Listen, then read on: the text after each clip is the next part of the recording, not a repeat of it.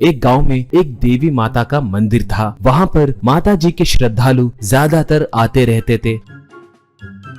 उस गांव के लोग उस माता पे बहुत भरोसा करते थे। उस गांव में देशमुख नाम का एक गरीब किसान हुआ करता था। उसे पत्नी, बेटी और बेटा था। वो अपने बेटे के साथ मिलके अपने खेत में सब्जी उगाते रहता था। हर रविवार के दिन उसकी पत्नी घर में चिकन बिरयानी या मटन बिरयानी बनाती थी। उसे सब बड़े चाव से खाते थे।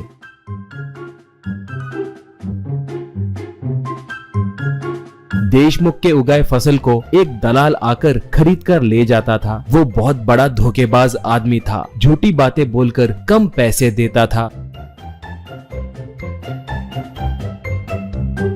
तब देशमुख का बेटा, क्या पिताजी, वो हमेशा हमें धोखा देते ही रहता है, हम उसे ही क्यों बेचे, सीधे बाजार में जाकर बेच सकते हैं ना, कहता। तो देशमुख, बेटा तुम छोटे हो, गुस्से से नहीं दिमाग से सोचो। उस बाजार में भी दूध के दूल्हे नहीं रहते, वहाँ पर भी इसके जैसे ही धोखेबाज लोग रहते हैं। हमारे देश में किसानों को यही सम्मान मिलता है। इन्हें ले जाने के खर्च और बेचने का खर्च भी बचेंगे कहकर इसे ही बेचता हूँ। जितने मिले हैं उसी से ही संतुष्ट होंगे बेटा, अब क्या कर सकते हैं, कहा।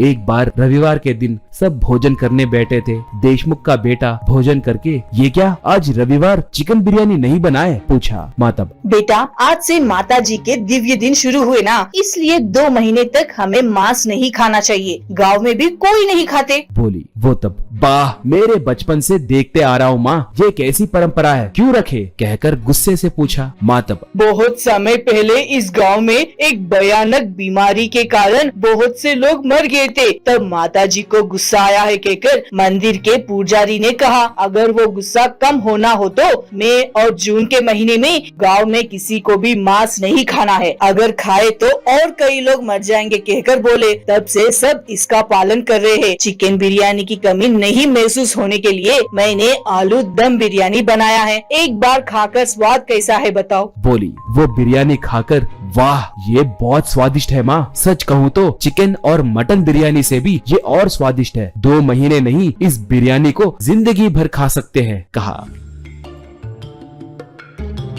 एक बार देशमुख आलू का फसल उगाया। दलाल आकर उन्हें देखकर, वाह, क्या देशमुख जी, आलू क्यों उगाए, ये सीजन नहीं है ना, वैसे फसल डाले जब मुझसे एक बात पूछ सकते थे ना। ठीक है 10,000 दूंगा, फसल मुझे दे दो, कहा। देशमुख का बेटा, आलू के लिए क्या सीजन है जी, सारे मौसम में उगाते हैं ना, इन्हें कभी भी खाते हैं ना, आप बहुत कम दाम बोल रहे हैं, ये अन्याय है, कम से कम 30,000 तो भी दीजिए, कहा। वो तब, क्या देशमुख जी, लगता है आपका बेटा होशियार बनने की कोशिश कर रहा है। मैं कैसे दिख रहा हूँ, आज लिए तो 10,000, कल लिए तो सिर्फ 9,000 दूंगा, दिन ब दिन 1,000 रुपए कम होते जाएंगे, अच्छे से सोचकर मुझे बुलाइए, कहकर घमंड से चला गया।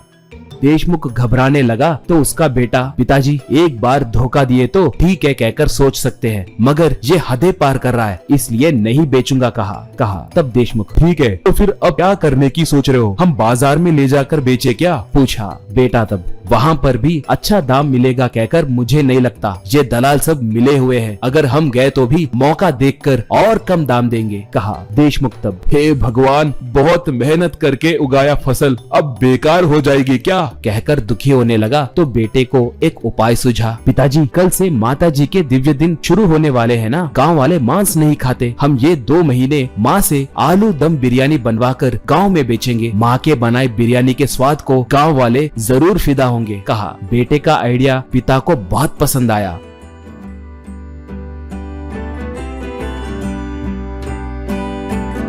ऐसे वो परिवार वाले एक ठेले पे आलू दम बिरयानी बनाकर बेचना शुरू किए।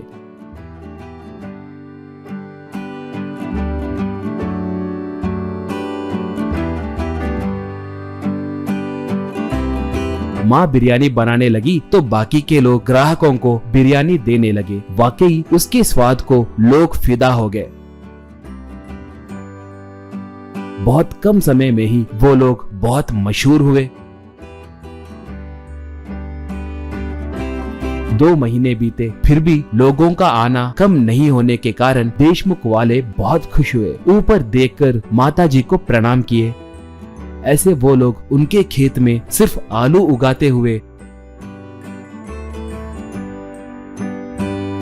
उस आलू से दम बिरयानी बनाकर बेचते हुए खुश रहने लगे।